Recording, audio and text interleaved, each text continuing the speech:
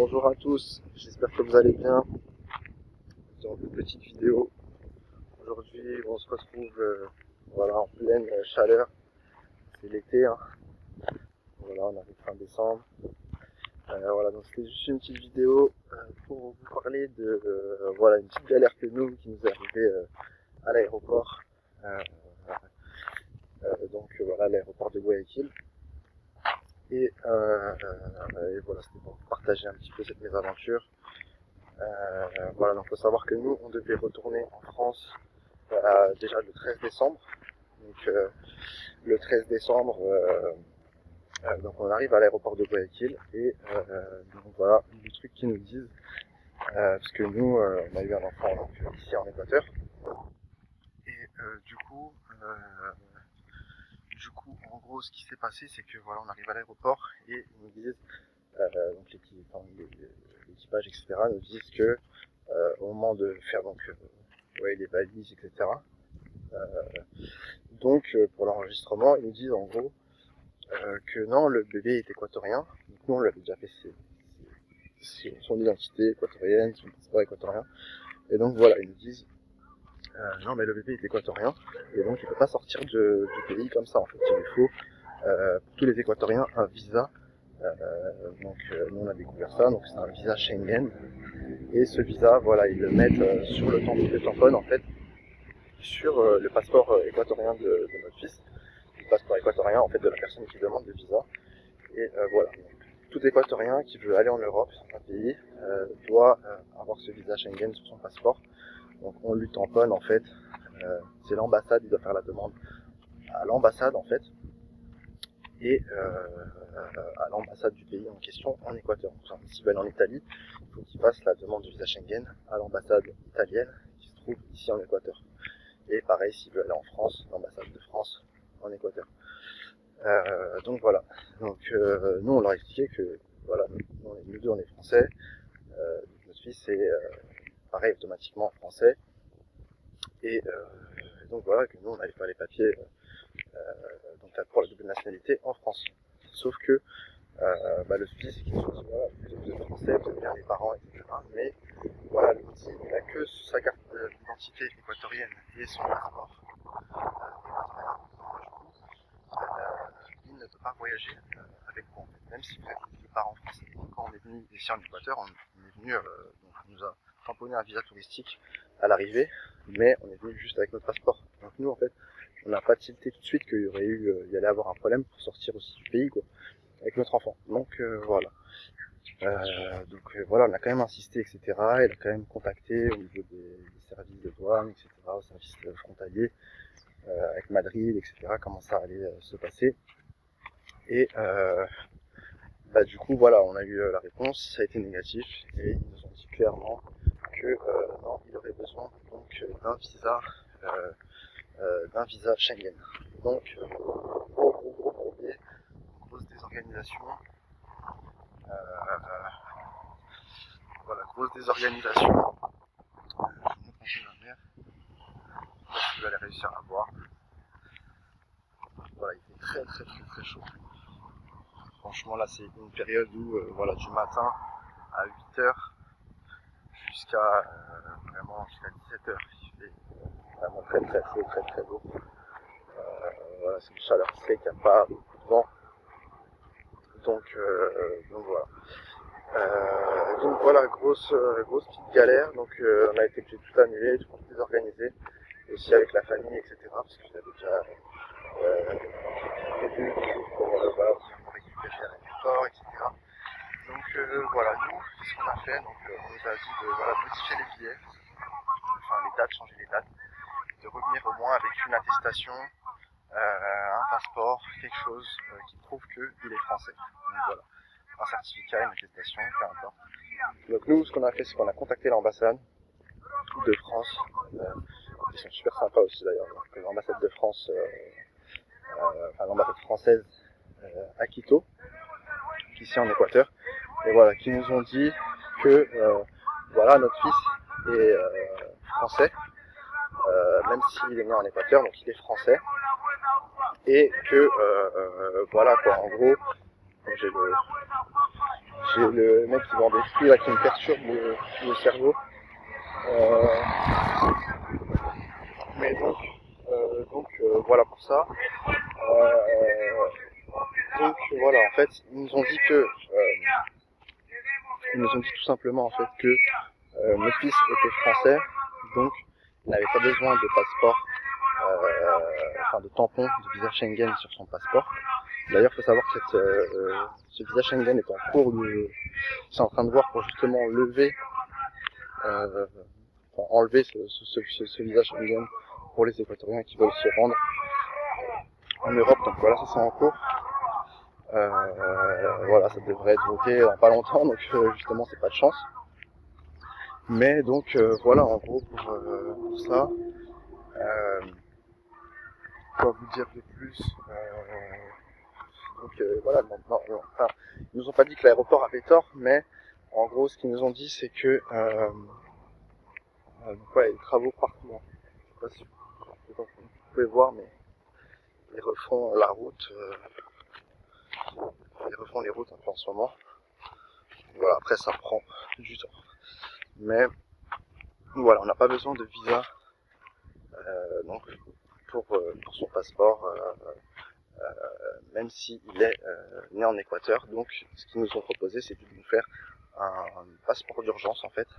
Donc après il y a eu tout un tas de démarches parce qu'il fallait nos actes de naissance de moins de 3 mois, donc on a dû faire les demandes en mairie. En plus ça c'est la fin d'année, c'est assez compliqué.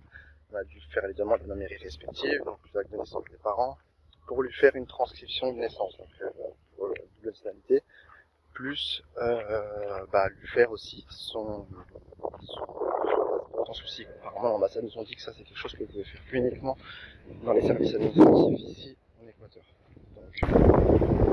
Donc voilà, comme je vous disais, donc, ce qu'ils nous ont proposé c'est le passeport d'urgence. Donc voilà, nous on a fait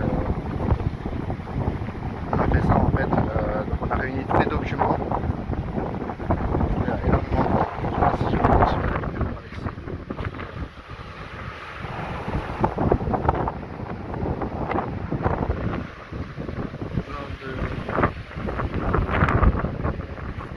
Qui sont sur la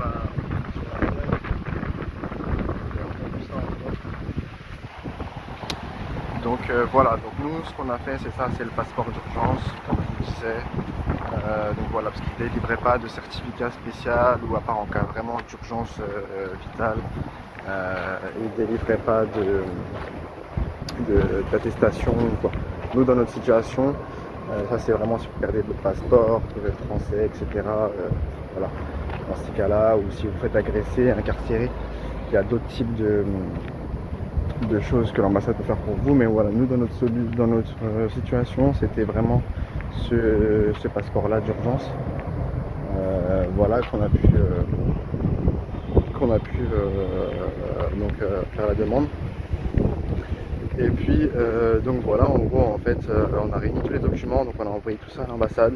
Ils nous ont dit qu'on devrait se déplacer donc à Quito. Donc voilà, on doit se déplacer à Quito avec tous les documents originaux qu'on a envoyés donc déjà par email. Et voilà, donc on a rendez-vous avec eux, donc ce sera pour janvier, comme je disais. Et eux, voilà, ils nous remettront le passeport d'urgence. Donc je crois que c'est valable 1 an, 45 € je crois. Et puis voilà, vu qu'il n'a pas besoin de visa Schengen sur son passeport équatorien, il était obligé d'avoir soit un document qui prouve son identité française en fait, mais voilà, c'était soit la double nationalité, donc ça prenait un peu plus de temps déjà de faire ça. Donc nous on a eu de la chance qu'ils nous ont conseillé de faire ce passeport d'urgence d'abord avant de faire la double nationalité, donc la transcription de naissance.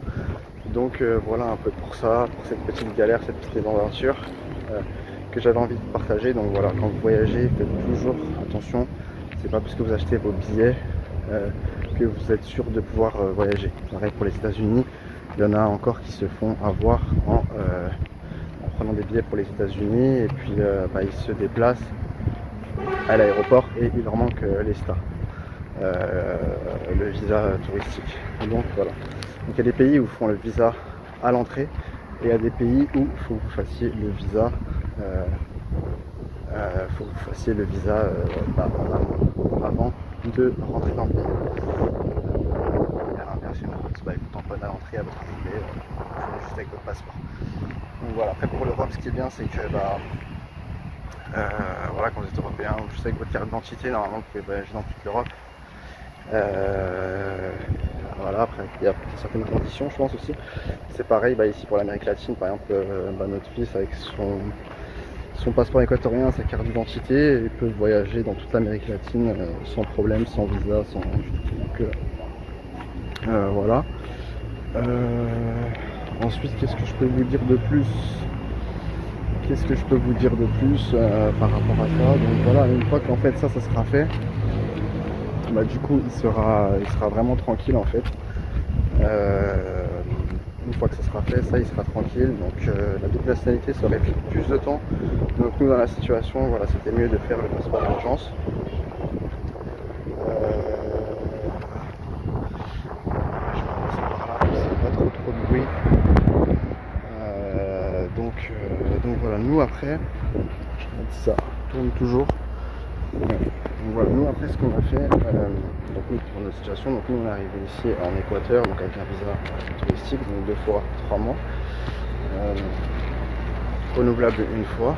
Et voilà, donc nous ce qu'on a fait par contre, c'est qu'on a dépassé dans les visas touristiques, puisqu'on comptait déjà de toute façon rester sur le long terme, vraiment s'expatrier complètement et être résident permanent. Le truc c'est qu'on nous avait dit que tant qu'on ne sortait pas du pays, c'est pour ça qu'il faut toujours se renseigner avant, faire les choses par soi-même, c'est toujours mieux. On nous avait dit que si on ne sortait pas du pays, on pouvait faire nos visas temporaires plus permanents, sans souci, tant qu'on ne sortait pas du pays, même si on avait dépassé dans les dates. Alors que complètement faux, pas du tout. Tout simplement, une fois que vous avez dépassé dans les dates, vous ne pouvez plus soumettre aucun visa. Vous êtes de visa touristique. C'est pour ça que des fois c'est mieux de le faire en amont, même avant de venir. Mais voilà, une fois que vous êtes en visa touristique, si vous avez dépassé, vous ne pouvez plus prétendre à n'importe quel visa. Vous ne pouvez plus faire de visa temporaire, permanent, que ce soit rentista, retraite. Voilà, vous êtes obligé de sortir du pays et de faire le processus voilà, de nouveau, donc prendre un visa touristique, etc. Attendre la date d'anniversaire à laquelle vous êtes en vie, parce que parfois, un an par exemple, il y a des pays où vous avez resté que 6 mois, ensuite voilà, encore un an pour voilà, jusqu'à 6 mois sur 365 jours, quelque chose comme ça, donc voilà, donc voilà, une fois que vous dépassez, c'est mort, vous ne pouvez plus prétendre à un visa, travail, étudiant, peu importe. Donc voilà pour ça. Et puis donc nous par contre après on a pris un avocat, et donc l'avocat nous a dit que y a une loi qui allait passer, qui allait changer. Justement, il y a aussi une loi qui va passer là pour retirer ce visa Schengen justement. Donc voilà, on a fait tout avec l'ambassade, on a envoyé tous les documents, etc. Mais apparemment ce visa Schengen aussi devrait être retiré en janvier. Donc voilà pour ça. Ils sont c'est en discussion apparemment avec l'Europe, donc les Équatoriens n'auraient pas besoin après de venir en Europe avec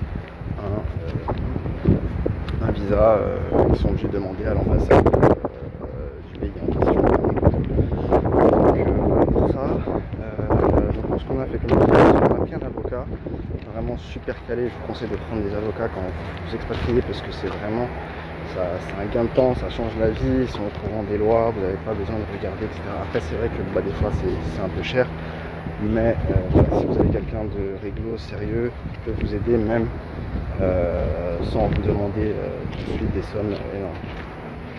En tout cas il pourra bien vous orienter vers les démarches à faire. Donc voilà pour ça. Donc ensuite lui il nous a dit que la loi allait changer, donc de ne pas sortir du pays. Après on nous a redit que si, il faudrait sortir du pays, donc ça a été un peu une galère, on était un peu balancé de tous les côtés. Et après finalement on nous a dit que non, c'est bon, on n'avait pas besoin de sortir du pays, la loi elle a changé. Et on pouvait faire un visa humanitaire, donc certificat migratoire permanent ça s'appelle, avec c'est un visa de mobilité humaine si vous préférez, c'est-à-dire qu'avec ce visa-là, on est en règle, on est régularisé dans le pays. Donc on a le droit de rester un an. On a le droit de rester un an dans le pays, tout en étant légalement dans le pays. Et on a un an pour se régulariser. Donc ce visa-là, certificat d'immigration permanente, est valable un an. Et avec ça, donc ça vous annule vos amendes si vous avez des amendes. Par exemple, si vous avez dépassé dans vos visas, si vous êtes resté là depuis un an, depuis 10 ans, depuis 6 mois, vous devez tant d'amendes. Vous êtes même banni des fois un an ou à vie du pays. Selon ce que vous avez fait, si vous avez traversé la frontière illégalement, bref, peu importe. Mais donc voilà pour ça. En gros, ça vous annule votre amende. Donc ce certificat-là est valable un an et vous pouvez sortir du pays. Donc si vous sortez du pays, le certificat est annulé. Bien sûr, si vous sortez du pays, le certificat est annulé. Mais voilà, vous ne payez pas d'amende et vous pouvez refaire le processus de visa classique en touriste, puis refaire votre demande de visa normale. Ou si vous souhaitez, vous restez dans le pays, vous êtes légalement dans le pays et vous avez un an pour vous régulariser, vous nationaliser, faire votre visa, peu importe, visa de travail, visa de retraite, visa rentier. Voilà, vous avez un an pour vous régulariser pleinement et faire la demande d'un vrai visa. Donc ce certificat d'immigration permanente valable un an n'est pas considéré comme vraiment un visa. C'est quelque chose qui vous permet de rester dans le pays légalement en vous enlevant les amendes, si on vous le demande. Généralement on va pas vous le demander, mais c'est juste un papier qui vous permet de vous régulariser tout simplement. Et puis voilà, quand les enseignes vont vous demander vos passeports, vos justificatifs, vos visas, vous ne venez pas avec un truc périmé depuis 2 ans. Vous venez avec un certificat qui prouve que vous êtes légal dans le pays et que vous pouvez vous régulariser, donc refaire un processus. Donc nous après voilà, ce que notre avocat nous a conseillé, c'est de faire le visa Amparo. C'est un visa de réunification familiale. Je peux voir juste si ça tourne toujours. Donc voilà, nous c'est un visa de réunification familiale parce que notre fils est équatorien. Donc voilà, ça c'est un visa qu'on peut faire également en étant en France. Donc voilà, donc le consulat équatorien en France, l'ambassade équatorienne. Et voilà. Donc en gros c'est un visa qui vous permet de rester après en permanence ici en Équateur. Donc, par rapport à notre fils, donc le visa Amparo, il y en a plusieurs qui le font. J'ai vu aussi pas mal de Colombiens qui le faisaient ici en Équateur. Donc voilà, c'est un visa qui vous permet de vous réunir avec votre famille. Donc au second degré si c'est avec votre enfant, etc. Si c'est pour les 2 parents, ça vous permet de rester en permanence après en Équateur. Donc voilà pour ça, voilà pour cette petite vidéo. C'était juste pour vous raconter un petit peu notre mésaventure et vous parler un peu de notre parcours au niveau des visas ici en Équateur. Parce que peut-être qu'ils peuvent se demander quel est mon type de visa, etc. Donc voilà, maintenant vous le savez. Donc c'était Alain, je vous dis à bientôt pour une prochaine vidéo. Ciao ciao.